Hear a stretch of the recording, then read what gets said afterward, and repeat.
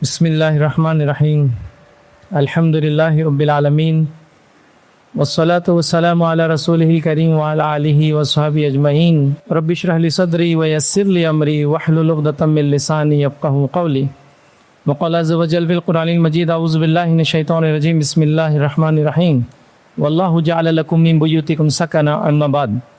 تمام تعریفیں اس اللہ عز و جل کے لیے لائق و زیبا ہے جو تمام جہانوں کا بنانے والا اور اسے پالنے والا ہے، اور درود و سلام اس کے آخری نبی محمد صلی اللہ علیہ وسلم پر۔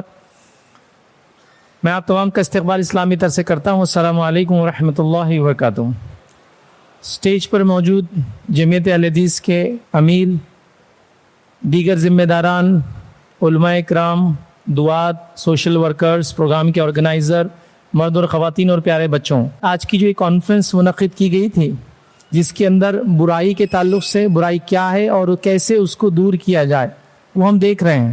مجھے جو ٹاپک اور عنوان دیا گیا وہ یہ ہے کہ گھر میں پائی جانے والی عمومی جو برائیاں ہیں ان برائیوں کو اس سے کیسے بچیں یا اس کو کیسے دور کریں۔ انشاءاللہ عزیز، آج کی اس تقریر میں مختصر انداز میں 5 برائیوں کو گنانے کی کوشش کروں گا جو عموماً گھر میں ہوتی ہے، اور اس کو ہم کوشش کریں گے کہ گھروں سے اس کو نکالیں، اس لیے کہ قرآن میں اللہ رب العزت فرماتا ہے، سورہ نحل کی آیت نمبر 80 کا یہ حصہ ہے، اللہ فرماتا اور کہتا ہے وَاللَّهُ جَعَلَ لَكُم مِّن بُيُوتِكُمْ سَكَنًا، کہ ہم نے گھروں کو اطمینان اور سکون کی جگہ بنایا ہے، سکینت کی، ٹھہراؤ کی جگہ بنایا ہے۔ لیکن ہم دیکھتے ہیں کہ ہم اپنے گھروں میں پریشان ہیں، بلکہ یہ بات سامنے بار بار آ رہی ہے کہ سب سے زیادہ پریشان لوگ گھروں میں ہی ہیں۔ نتیجہ یہ ہے کہ گھر سے باہر جا کر رہنا لوگ پسند کرتے ہیں۔ اگر میں اعلان کر دوں کہ کسی دن جو ویک ڈے ہے، ویکینڈ ہے، ویک ڈے ہے، کام کا دن ہے، اور کوئی اعلان کر دے کہ آج ہاف ڈے چھٹی ہے، آپ کو چلے جائیے، تو ایسے کتنے لوگ ہیں جو گھر جانا پسند کریں گے؟ کسی سے پوچھا جائے آپ کہاں جائیں گے تو کہیں گے میں مال میں جاؤں گا، آپ تو کہاں میں تھیٹر میں، آپ کہاں میں باغ میں، آپ کہاں میں پارک میں، آپ کہاں میں گھومنے جاؤں گا۔ ایسے بہت کم لوگ ہوں گے جو یہ کہیں گے میں گھر میں جانا چاہتا ہوں۔ جو بھی یہ کہیں گے لوگ کہیں گے بیچارہ کیا بولیں گے، قسمت کا مارا، دنیا سے ہارا، پریشان، کہاں جا رہا، گھر جانے کی بات کر رہا ہے وہ، بیوی کے ظلم سے کتنا پریشان ہے، دیکھو بول بھی نہیں سکتا کہ باہر جانا ہے۔ تو یہ حالت ہے ہماری، گھر بہت کم لوگ جا رہے ہیں۔ نبی اکرم صلی اللہ علیہ وسلم کے تعلق سے میں عائشہ سے سوال ہوا کہ آپ صلی اللہ علیہ وسلم نبوت کی ذمہ داری ادا کرنے کے بعد کہاں جانا پسند کرتے؟ تو کہا وہ گھر آ جاتے ہیں، گھر سکون کی جگہ ہے، گھر اطمینان کی جگہ ہے۔ لیکن آج ہمارے گھر نظر نہیں آ رہے، کیوں؟ چند وجوہات ہے، یاد رکھیے۔ میں آپ کے سامنے 5 رکھ رہا ہوں، اور بھی کہیں ہو سکتی ہے، علماء حضرات آپ کو اور بتائیں گے، کتابیں وغیرہ موجود ہیں، آپ اس کو پڑھیے۔ تو آئیے سب سے پہلی وجہ جو میں نے نکالا ہوں کہ گھر کے اندر جو برائیاں، عمومی برائیوں میں ایک بڑی برائی یاد رکھی ہوئی ہے کہ گھروں کے اندر ہمارے پاس پردے کا نظم نہیں ہے۔ آپ کہیں گے گھروں میں پردہ کہاں سے آ گیا؟ لیکن جس سوسائٹی اور جس فیملی میں ہم رہتے ہیں وہاں جوائنٹ فیملیز اکثر ہماری ہے نہیں ہے، جوائنٹ فیملی کا سسٹم۔ تو ان جوائنٹ فیملی کے سسٹمز کے اندر کیا پردہ ہو رہا ہے؟ یا گھروں میں کون آئیں گا اور کون جائیں گا اس کا کوئی نظام طے ہے؟ ہر آدمی دروازہ کھلا دیکھ رہا ہے، اندر داخل ہو جا رہا ہے۔ ہر آدمی کے سامنے آپ کی بیوی یا آپ کی بچیاں جو بالغ ہو چکی ہے وہ بے پردہ جا رہی ہے۔ کزنس کے نام پر لوگ گھر میں آ رہے ہیں اور ان کے سامنے کوئی پردہ نہیں کیا جا رہا ہے۔ خلیرے بھائی، پھوپھیرے بھائی، ممیرے بھائی، چچیرے بھائی یا بہنیں آ رہی ہے تو ادھر بھائی یا بہنیں وہ پردہ نہیں کر رہے ہیں۔ تو ایک بہت بڑی برائی ہمارے اندر جو آ چکی ہے، یاد رکھیے پردے کا نظم گھروں کے اندر باقی نہیں رہا، یاد رکھیے۔ کامن فیملیز ہے، جوائنٹ فیملیز ہے، جیٹ ہے، دیور ہے، دیگر رشتہ دار ہے، کوئی پردے کا نظم نہیں، یاد رکھیں، کوئی سسٹم نہیں، یاد رکھیں۔ تو یہ ایک بہت بڑی گھر کے اندر کی برائی ہے کہ پردہ گھر میں نہیں ہو رہا ہے، یاد رکھیں، اس کا لحاظ نہیں رکھا جا رہا ہے۔ چلیے حیدرآباد کے ماحول میں نے یہ چیز سنی کہ الحمدللہ گھر سے باہر کوئی خاتون بغیر پردے کے نہیں جاتی ہے، ایک ماحول ہے، لیکن گھر کے اندر بھی سسٹم ہو چکے۔ مجھ سے کہا گیا نہیں، گھر کے اندر پائی جانے والی برائیاں، تو یہ ایک بہت بڑی برائی ہے جس سے بہت سارے مسائل گھروں میں پیدا ہو رہے ہیں۔ کزن میرجز اسلام میں اجازت ہے، یہ ایسے جیسے سگے، پھوپھیرے، خلے، چچرے شادی، لیکن یہ جو پہلے افیئرس ہو جا رہے ہیں، خاندان پریشان ہو جا رہا ہے، پھر کزن میرج کر دیے جا رہے چونکہ جائز ہے۔ سوال یہ ہو رہا کیوں ہے؟ بے پردگی کے نتیجے میں ایسے بھی مسائل سامنے آ رہے ہیں جس کے اندر بے پردگی کے نتیجے میں نکاح کسی اور سے ہوا ہے، نظر کسی اور کے اوپر ہے۔ یہ سب گھر کا ماحول ہے، اور یہ بات میں اپنے دل سے نہیں کہہ رہا ہوں۔ نبی اکرم صلی اللہ علیہ وسلم سے خاص سوال ہوا تھا کہ اے اللہ کے رسول صلی اللہ علیہ وسلم، دیور کے معاملے میں، یہ اللہ کے رسول صلی اللہ علیہ وسلم کی بات ہے، میرے اور آپ کی بات نہیں ہے۔ دیور کے معاملے میں آپ کی کیا رائے ہے؟ تو آپ نے ہنو کے تعلق سے سوال ہو تو آپ نے کہا کہ دیور تو موت ہے. یہ نبی اکرم صلی اللہ علیہ وسلم کے الفاظ ہے. اب ہم کون ہے تو یہ کہنے والے کہ میرا دل صاف ہے, میری نظریں صاف ہے, آنکھوں کا پردہ اصل پردہ ہوتا ہے, جسمانی پردے کی ضرورت نہیں ہے. تو آپ جوائنٹ فیملی میں رہیے, اس سے مسئلہ نہیں ہے, لیکن جب جوائنٹ فیملی میں ہے تو پردے کا نظم بھی ہونا چاہیے. یہ ضروری نہیں کہ وہ آ کر جیٹ کے سامنے بیٹھے, جو ہے بھائی کی بیویاں جو ہوتی ہے, یا دیور کے سامنے بیٹھے, یا کزینس آ جائے تو آپ پردہ نہ کرے. تو پہلی چیز میں کہوں گا پردے کا نظم گھروں کے اندر اپنے درست کیجئے, چونکہ اس سے بہت ساری برائیاں آتی ہیں, یاد رکھیے. اور بہت سارے بار جو مسائل ہوتے ہیں جس کی رپورٹس آپ نیوز ایجنسی سے لے سکتے ہیں, یا کوئی پولیس اسٹیشن یا پولیس والوں سے لے سکتے ہیں, کہ سب سے زیادہ جو عزتوں پر ہاتھ ڈالے جاتے ہیں وہی لوگ ڈالتے ہیں جو سب سے قریب ہوتے ہیں, لیکن رپورٹ نہیں ہوتے یہ کیسز, اس لیے کہ ان کو سب پتہ ہے. تو احتیاط بہت ضروری ہے. تو گھر کے اندر پردے کا نظم ہو, پہلی چیز. دوسری چیز یاد رکھیے وہ یہ جو گھروں کے اندر عمومی برائیاں ہماری دیکھی جا رہی ہے, وہ ہے جوائنٹ فیملی سسٹم کی وجہ سے جو برائیاں آتی ہیں. جوائنٹ فیملی میں رہنا کوئی بری چیز نہیں ہے, لیکن پھر چولہا الگ ہو, پردے کا سسٹم ہو, تو جوائنٹ فیملی میں رہیے, کوئی مسئلہ نہیں ہے. چونکہ انڈیا کے اندر سوشو اکنامیکل کنڈیشن ہمارے ایسے نہیں ہوتے ہیں کہ ہر آدمی ایک الگ گھر میں رہے, تو لوگ ساتھ رہتے, مخلوط رہتے, لیکن ساتھ رہنے کا معنی یہ نہیں کہ ہر چیز خلط ملط ہو جائے. اب جوائنٹ فیملی کا پہلا پرابلم کیا ہوتا ہے معلوم آپ کو؟ میں جوائنٹ فیملی میں رہتا ہوں, میں بڑا بھائی ہوں, میرے چھوٹے بھائی ہیں, میری انکم گروپ الگ, اس کی انکم گروپ الگ, میرے بچے کچھ اور کھانا چاہتے ہیں, اس کے بچے کچھ اور کھانا چاہتے ہیں, لیکن چولہا تو ایک ہی ہمارے پاس. اب کیا ہوگا؟ نتیجتاً مجھے وہ کھانا ہے جو سب کھا رہے ہیں, تو پھر ایک کھانا سب کے ساتھ ہوتا ہے, ایک کھانا کمرے کے اندر ہوتا ہے. ظاہر سی بات ہے میرے بچے کچھ اور کھانا چاہتے ہیں.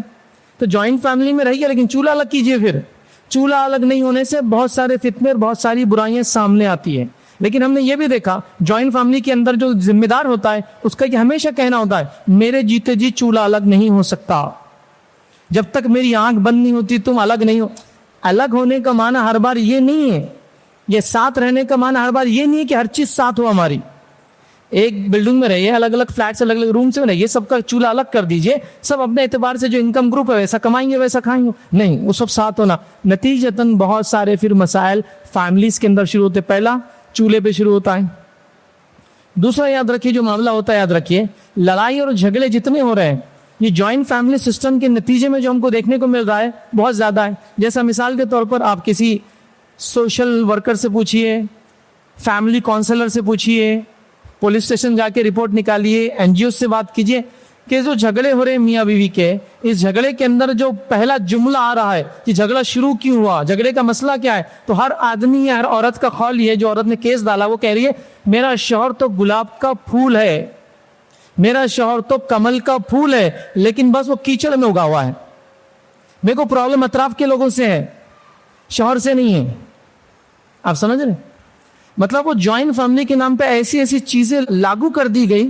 نتیجہ یہ ہو رہا ہے کہ ایک عورت کو جو گھر میں آئی ہے بیاہ ہو کر, اس کو سمجھ میں نہیں آ رہا کہ میرا انڈیپینڈنٹ کو لائف ہے یا نہیں ہے. ساتھ رہیے, ایک گھر میں رہیے, چولہے الگ ہو, کمرے الگ ہو, سب اپنے اپنے کمروں میں اپنے اپنے اعتبار زندگی گزارے. والدین ساتھ رہے, بڑے بھائی کے ساتھ رہیے, آئیے ملیے, مرد اپنا کھانا کھائے, عورتیں اپنا کھانا کھائے, پردے کا بھی مسئلہ حل ہوتا ہے سب, لیکن ہم یہ نہیں کر رہے ہیں تک. نتیجتاً پھر ہو رہا ہے ساس بہو کے جھگڑے آپ نے سنے, ننن دیورانی جیٹھانیوں کے جھگڑے آپ سن رہے ہیں. ہمارے پاس پھوپھوؤں سے محبت کم ہوتی جا رہی ہے سماج میں, اس لیے کہ ماں ہمیشہ پھوپھو کی کمپلین ہی کرتے رہتی, تیری پھوپھی تو ایسا کرتی, وہ آتی چمرک تو فلاں مسئلہ ہوتا, گرمی پورا, تو پورا گھر کا سوشل آرڈر اور نظام خراب ہو رہا ہے. یاد رکھیں اس کے نتیجے میں اس کے اندر ایک مسئلہ جو یہ ہوتا ہے, یاد رکھیے جو ہمارے جوائنٹ فیملی سسٹم میں دیکھا جا رہا ہے, یا لوگ اپنے رشتوں کو صحیح سے نہیں نبھا رہے, اس کے نتیجے میں یہ دیکھا جا رہا ہے کہ ایک بچہ جو اپنی ماں سے متاثر رہتا ہے, اس کا اثر لیتا ہے, وہ بچے کو دیکھا جا رہا ہے کہ اس میں لیڈرشپ کوالٹیز کبھی نہیں پیدا ہوتی ہے.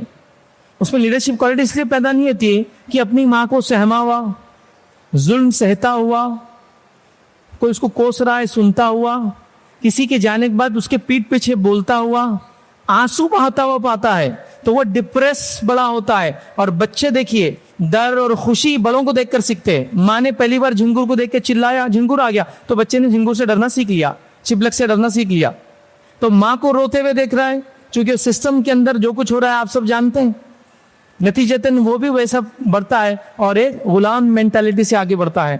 لہٰذا ہم کو ضروری ہے اگر ہم ساتھ رہتے ہیں تو سب کے اپنے اپنے حقوق دیے جائے اور سب اپنے اپنے حقوق کو استعمال کریں. کوئی یہ آدمی اس کے حق میں نہ گھسے, وہ آدمی اس کے حق میں نہ گھسے. لیکن ہمارے پاس جب بھی ساتھ ہو رہے, ہر آدمی دوسرے کے حقوق میں گھستا چلا جا رہا ہے, اتنا گھس جا رہا ہے کہ سمجھ میں نہیں آ رہا کیا کریں. تو سب کے اپنے دائرے کار ہے, اس میں ہمیں رہنا چاہیے. اب اسی فیملی سسٹم کے اندر جب کوئی نظام نہیں ہوتا جوائنٹ فیملی میں, پھر کینہ, بغض, حسد, چغلی, پیٹ پیچھے بات کرنا, یہ ساری برائیاں پھر سماج میں اور فیملی میں عام ہو جاتی ہے. یاد رکھیں. اسی طرح ہمارے گھروں کے اندر جو برائیاں, یاد رکھیں ایک بڑی برائی وہ یہ ہے بد اخلاقی. آپ دیکھیے بڑوں کو اور بچوں کو بد اخلاقی انتہا تک پہنچ گئی. یاد رکھیں. اب تو حال یہ کہ کوئی مہمان بھی آئے تو تکلف محسوس نہیں کرے کہ اچھی بات کرے.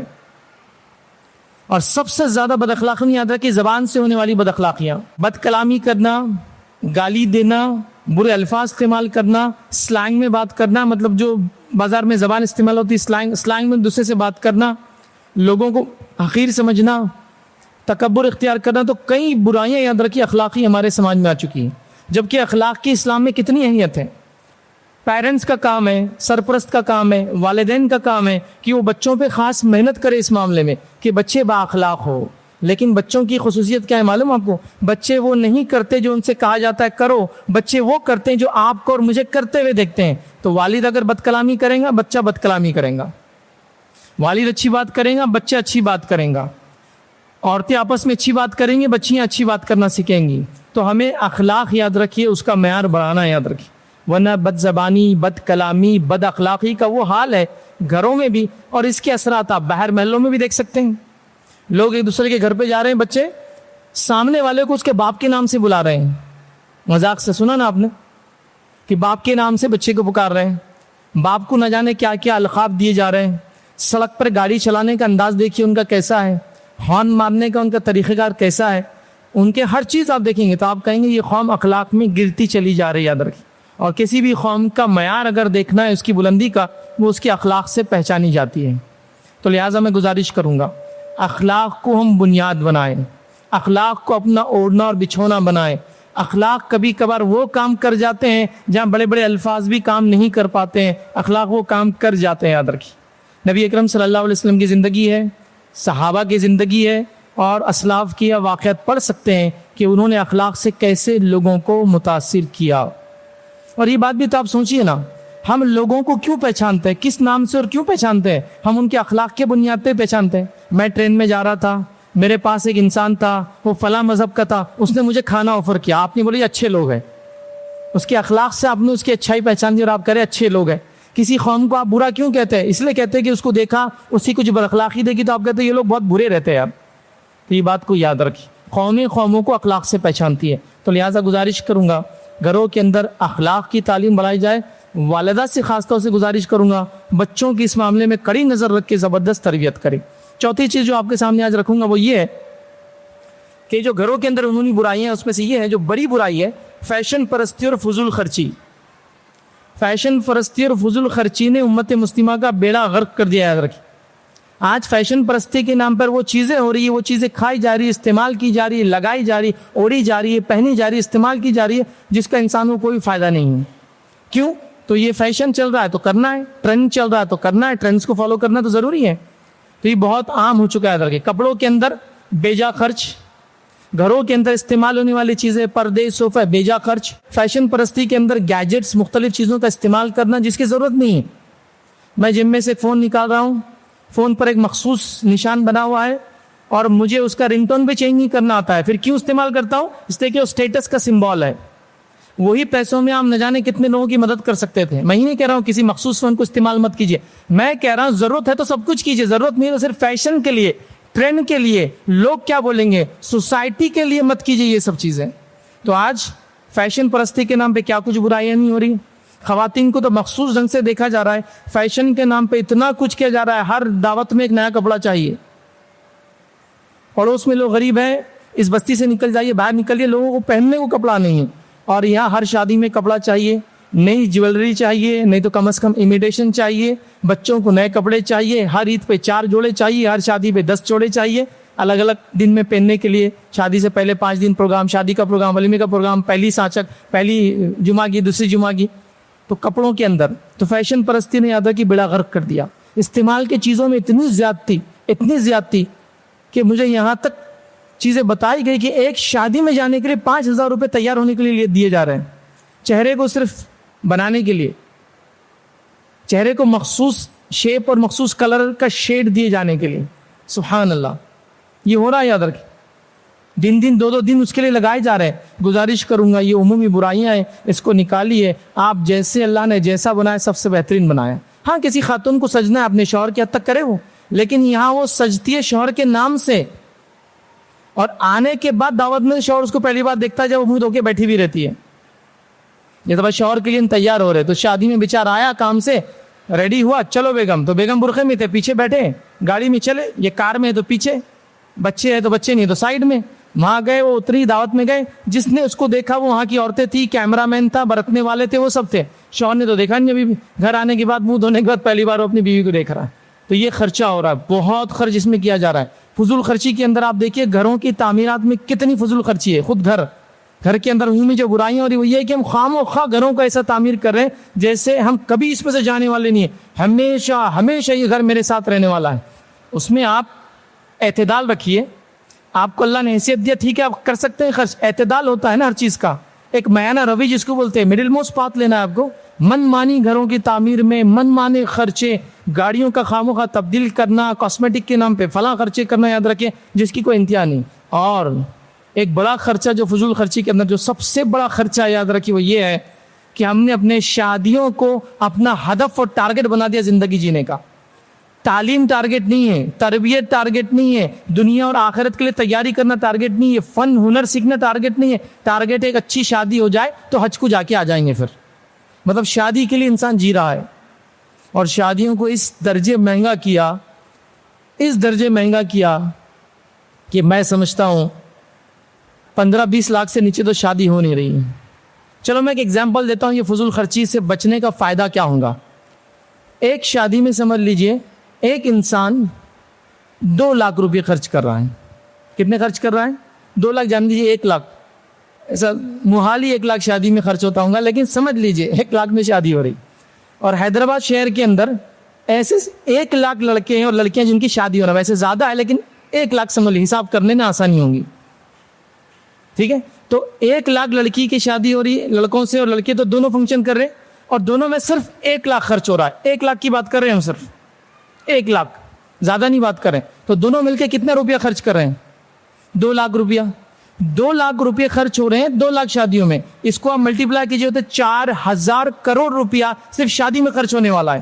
یہ 4,000 کروڑ روپیہ اتنا پیسہ ہوتا ہے کہ اگر یہ جمع کر لیا جائے تو حیدرآباد میں کوئی مسجد، کوئی مدرسہ، کسی انسٹیٹیوشن کو، کسی NGO کو چلانے کے لیے چندہ مانگنے کی ضرورت نہیں ہے۔ یہ کمپنی ہے 100-200 کروڑ کی، آپ جو نام سنتے ہیں نا، بڑے بڑے فلاں کمپنی فلاں، 100 کروڑ کا یونٹ ہے، 200 کروڑ کا یونٹ ہے۔ آپ 4,000 کروڑ روپئے صرف 1 لاکھ خرچ کریں گے تو ڈالنے والے شادیوں کے اندر، یہ اسراف کا حال ہے۔ اور 1 لاکھ میں تو ہوتی نہیں ہے، تو 10 لاکھ لے لیجیے ادھر سے، 10 لاکھ ادھر سے، اب دیکھیں 20 لاکھ، حساب لگائیے کتنا ہو رہا، کتنے ہزار کروڑ، 20,000 کروڑ روپے شادیوں میں خرچ ہوں گا۔ وہ بھی 1 لاکھ شادیاں آئیں گے، ابھی تو شادیاں زیادہ ہے، 10-15 لاکھ تو ہوں گے نا، اتنی بڑی آبادی ہے شہر کی، تو ایسے اتنے بچے تو ہوں گے نا، بچے بچیاں، تو ہم کہاں پیسہ خرچ کریں؟ ہدف کیا ہے؟ ٹارگٹ کیا ہے؟ یہ فضول خرچی، اللہ اکبر، اس درجے کی تعلیم میں پیچھے، تربیت میں پیچھے، لیکن بس شادی اچھی ہو جائے اس کو ہدف ہم نے بنا لیا۔ یہ باتیں بھی ہم سنتے ہیں کہ عورتیں بتاتی کہ یہ کنگن جو تھے نا میرے بچی کی شادی میں بک گئے، تو بچی کی شادی ہدف تھی، ٹارگٹ، تو کنگن بیچ دیے۔ اب ٹارگٹ بدلو، بچوں کی تربیت اور ان کی تعلیم میں کنگن بک گئے، زمین بیچی گئی، شادیوں میں نہیں، زمین بیچی گئی، امت کو آگے بڑھانے، انسٹیٹیوشنز کھولنے، تربیتی ادارے کھولنے کے لیے زمینات کو بیچا۔ کتنا ایک دوسرے کو لوٹ کے کھائیں گے شادیوں کے نام پر ہم، اللہ اکبر۔ تو بہرحال یہ چوتھی، پانچویں اور آخری چیز جو ہے عمومی غلطیاں جو گھروں میں ہوتی ہے، یاد رکھیے، جس کے تعلق سے مجھ سے پہلے 2-3 مقررین میں اچھے خاصے پوائنٹس رکھ دی، بس میں سرسری طور سے جو ختم کروں گا وہ ہے میڈیا کا غلط استعمال۔ میڈیا کسی زمانے میں ٹی وی کے ذریعے آتا تھا، آج انٹرنیٹ کے ذریعے آتا ہے، اور اس کے کئی مظاہر ہیں، کئی طریقوں سے ہم دیکھتے ہیں، ٹی وی کی شکل میں، موبائل کی شکل میں، گیجٹ کی شکل میں، ٹیبلٹ کی شکل میں، کئی شکلیں اس کی، یاد رکھ۔ میڈیا کا ہم یا اسکرین کا ہم صحیح استعمال نہیں کر رہے، یاد رکھیں۔ آج ہمارا میڈیا ہم کو اللہ سے دور کر رہا ہے، آج میڈیا بد اخلاقی پیدا کر رہا ہے، آج میڈیا کا غلط استعمال کے کئی نقصانات، یاد رکھیں، اپنی زندگیوں میں ہم دیکھ رہے ہیں۔ تو اللہ کے لیے میڈیا کا صحیح استعمال کیجیے، اللہ کے لیے. حالت یہ یاد رکھیں خاص طور سے ایک مخصوص کمپنی نے ایک اسکیم لانچ کی تھی, اتنے جی بی آپ کو فری پر ڈے. وہاں سے تو 2017-18 سے تو امت کا بیڑا غرق, پوری انسانیت کا بیڑا غرق. ہر کسی کو وہ اتنے جی بی خرچ کرنا ہے. حالت یہ کہ رات میں 11 بجے لوگ ڈیٹا کا صدقہ کر رہے ایک دوسرے کو, چل ختم ہونے والا باقی لے لے, ہاٹ اسپاٹ کھول کے چل تو لے لے, ڈیٹا کا صدقہ کیا جا رہا ہے. یاد رکھو یہ ڈیٹا جو آپ خرچ کرتے ہو اس کا خرچ ہونے والا ایک بائٹ نہیں, BYT بائٹ نہیں, BIT بٹ, بائٹ کا بھی چھوٹا حصہ ہوتا ہے. اللہ کے پاس جواب دینا ہے کہاں خرچ ہوا, کیا دیکھا گیا, کیا استعمال ہوا. اور یہ بات نوجوانوں خاص یاد رکھو. کسی کہنے والے نے بڑی اچھی بات کی تھی کہ اکیلے میں گناہ کرنے سے ڈرو. موبائل اسکرینز پہ اکیلے میں کریں, اکیلے میں گناہ کرنے سے ڈرو, اس لیے کہ یہاں جو جج ہے وہی گواہ ہے. اکیلے میں انسان نے گناہ کیا, اللہ دیکھ رہا ہے, جج بھی وہ ہے, گواہ بھی وہ ہے اس چیز کے اوپر. بتاؤ ایک کیس کے اندر جج بھی جو ہو وہی گواہ ہو, بچنے کے چانسز کیا ہے آپ کے؟ تو اللہ کے لیے میڈیا کا صحیح استعمال ہو, صحیح استعمال. سوشل میڈیا کے چکر میں آج میاں بیوی کا رشتہ ختم. سب سے قریبی رشتہ جسمانی اعتبار سے میاں بیوی کا ہے, دونوں ایک بستر پہ سو رہے ہیں, پیٹ کو پیٹ لگی اور کٹ کٹ کٹ کٹ کٹ کر آوازیں آ رہی ہے. جب شوہر ادھر جھانک رہے تو بیوی بول رہے پرائیویسی نام کی کوئی چیز ہوتی ہے, جب بیوی ادھر جھانک رہے تو شوہر بول رہے پرائیویسی نام کی کوئی چیز ہوتی ہے, اور کٹ کٹ کٹ کٹ چالو ہے. کیا پرائیویسی ہے ایسی دونوں کے بیچ میں؟ ہاں چلو ٹھیک ہے, کوئی سیکرٹ ہے کمپنی کا ایک الگ بات ہے, لیکن آدھی رات کو 1 بجے تو کوئی کٹ کٹ سیکرٹ تو ڈسکس نہیں ہوتا ہے. تو یہ ہو گیا ہے. سوشل میڈیا نے یہ حال کر دیا کہ بچوں کی تربیت کے لیے ہم پاس وقت نہیں ہے. گھومنے جا رہا ہوں میں, میرے سارے بچے میرے کیمرہ مین ہیں, میرا ایسا شاٹ لو بیٹا, میرا آڑا شاٹ لو بیٹا, میرا کھڑا شاٹ لو بیٹا. مطلب وہ بچے نہیں رہے, ان کے بچپن ختم کر کے ان کو کیمرہ مین بنا دی. مطلب گھومنے جاؤ آپ, تصویریں لو دوسروں کو بتانے کے لیے, تو آپ اپنے لیے گھوم رہے ہیں, دوسروں کے لیے گھوم رہے ہیں. تو یہ سوشل میڈیا کا بہت غلط استعمال ہے. ریلیشن شپ خراب ہو رہے ہیں, بچوں کی تربیت نہیں ہو رہی. ڈرگز, نیوڈیٹی, ایزی منی کے چکر, فراڈز, لائف سٹائل ٹرینڈز سب اسی سے آ رہے ہیں, اور بہت زیادہ برائیاں ہمارے گھر میں اور سماج میں آ رہی ہے. میری گزارش ہوگی اس میڈیا کو, اس سوشل میڈیا کو بہت انٹیکٹ پکڑ کے رکھے. والدین اپنے بچوں کو کیا یوز کر رہے ہیں اس کے اوپر نظر رکھے. وائی فائیز کے ساتھ ساتھ فائر والز بھی لگائے تاکہ آپ کو پتہ چلے کہ کیا یوز ہوں گا اور کیا نہیں ہوگا. ہم بس وائی فائی تو فری کھول دیا, فائر والز کوئی چیز ہے کہ نہیں, خریدو وہ بھی, تاکہ کون سی ویب سائٹ کون سا انسان یوز کر سکتا کوئی نہیں, اس کو روکنا پڑے گا آپ. تو لہٰذا یہ چند باتوں کے ساتھ جو 5 مخصوص میں نے پوائنٹس جو مناسب سمجھے آپ تمام کے سامنے رکھے, تاکہ گھروں میں پائی جانے والی عمومی غلطیوں سے یا گناہوں سے ہم بچے, تاکہ ہم ایک اچھی زندگی دنیا کی گزارے, اپنے بچوں کی اچھے انداز سے تربیت کر سکے, اور جو مقصد کے لیے اللہ نے بھیجا ہے اس کو ہم پورا کر کے دنیا میں جائے. اسی کے ساتھ اپنی بات کو میں ختم کروں گا. اللہ رب العزت سے دعا ہے کہ اللہ سبحانہ تعالیٰ ہم تمام کو ہر قسم کی برائی سے جو دور رکھے, ہمیں نیکی کرنے کی توفیق عطا فرمائے, ہمیں اپنے بچوں کی صحیح سے تربیت کرنے کی توفیق عطا فرمائے. جب تک ہمیں زندہ رکھے اسلام اور ایمان پر زندہ رکھے, خاتمہ ایمان پر ہو. وآخر دعوانا الحمد للہ رب العالمین. سبحان ربک رب العزت عما یصفون وسلام علی المرسلین والحمد للہ رب العالمین. مرسی ٹی وی کے مزید ویڈیوز کے لیے ہمارے چینل کو سبسکرائب کریں اور بیل آئیکن کو کلک کرنا نہ بھولیں. جزاک اللہ خیر. مرسی ٹی وی, پیغام رحمت.